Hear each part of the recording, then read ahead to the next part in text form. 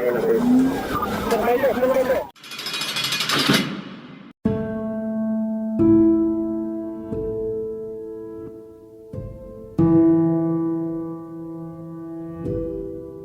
welcome back to another episode of The Fallen Badge. Today, the murder of Deputy David Wade, Logan County Sheriff's Office, Oklahoma. Folks, for our story today, we're going to be in the great state of Oklahoma. We're going to be north of Oklahoma City, out in the rural part of Oklahoma. Deputy Wade was 40 years old. He'd been with Logan County Sheriff's Office for 3 years. Now, he was a U.S. Army veteran. He had a wife and 3 kids.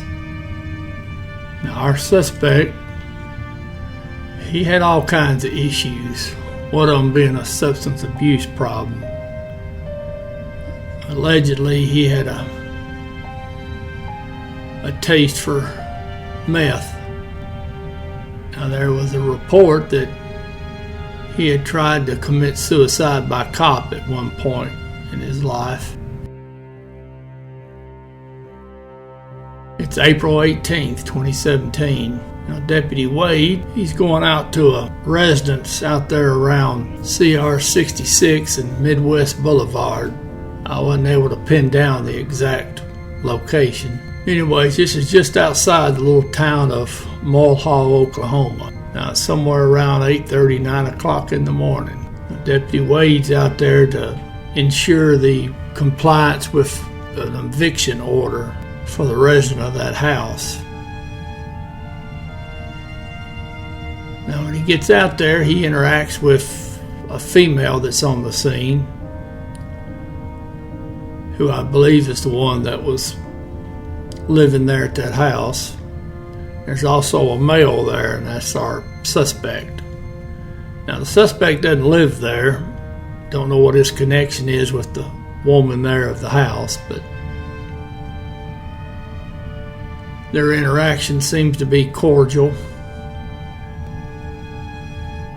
Now, I've included the audio and video from the body camera that Deputy Wade was wearing, so you can listen to both the audio and video later.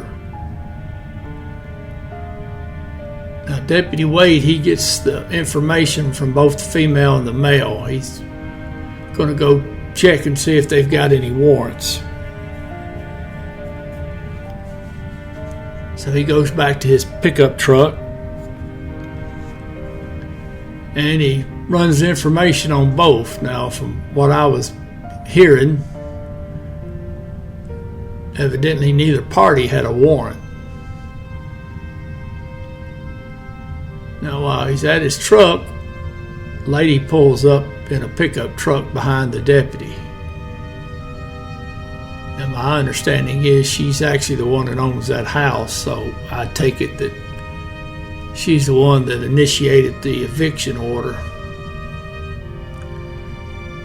So Deputy Wade speaks to her for just a moment or two, turns around, starts heading back up to the house. Well, now you see the suspect come off the porch, and he's carrying something in his hand, a little bag or a box or something. Now, what he's concealing is a pistol. Don't know what kind, because it never was recovered. It looked like a little semi-automatic, maybe a .380 or a 9mm. Now, as Deputy Wade gets up within 4 or 5 feet of this suspect pulls the pistol out. He fires multiple rounds. Now, Deputy Wade is hit in the mouth, the shoulder, and in the back. Now, he goes down. He's able to pull his pistol out. I could not tell from the resource material if he actually cranked off rounds or not. I believe he did, but not for certain. Now, he was able to get on the radio and call for help. So now the suspect, he jumps in the deputy's marked pickup truck and he leaves the scene. Now, the owner of the property that's sitting in her truck, she runs to render aid to Deputy Wade. She said the deputy told her to tell my wife and kids that I love them. Well, now the police show up, they send an ambulance, and then they send a life flight helicopter, and they fly him to the OU Medical Center. Now, he was able to communicate after the shooting and while he's being flown to the medical center. But then he had a heart attack. Now, they were able to stabilize Deputy Wade because they had to get him into surgery. But now he died on the operating table a little after noon. Now, our suspect, he drives down towards Langston, Oklahoma. There's a convenience store there. I believe that's Highway 33. He parks the sheriff's vehicle behind the store, and he comes around the store, and then he carjacks a female that had pulled up to the store. You can see from the video, he leans in that passenger side window with the pistol, and the female, she did absolutely the right thing. She just bailed out of the car. Because folks, it's better to bail out of the car, get shot in the back, than it is to stay in that car and go on a ride with this suspect, or any suspect.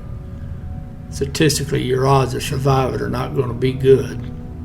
But she did good. She got out of the car. He jumped in the car. He didn't try to harm her, and he drove off in the car. And then she's able to call police. The people in the store call the police. Well, of course, it don't take a whole lot to figure out that this is probably going to be the suspect, especially when they find Deputy Wade's truck behind the store. Now, they find that carjacked vehicle abandoned about 15 miles south of Mulhall near Guthrie. Now, they were able to ping his cell phone, and they tracked him down. He was hiding out in a little building, and they took him in custody alive. Now, it took them about 4 hours to catch the suspect. Of course, now the big question is the suspect didn't have a warrant. Did he think he did? Now, allegedly, he'd been smoking meth the night before, so maybe he was still zonked out from that, which that substance has a tendency to cause you to become paranoid and certainly not thinking straight. And considering his past history, our suspect didn't think straight too much anyhow. And he wasn't even the one getting kicked out of the house, so I don't know what the deal was. Now, he got indicted, and they charged him out, first-degree murder, and the prosecution asked for the death penalty. Now, the jury deadlocked 11-1 for death. He had one holdout. Never know what a jury's going to do.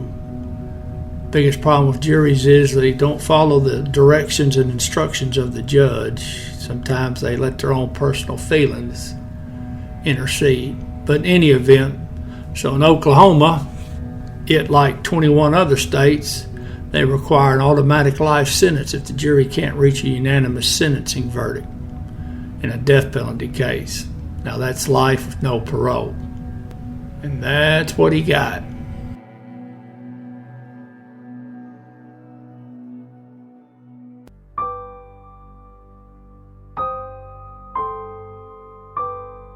Deputy David James Wade.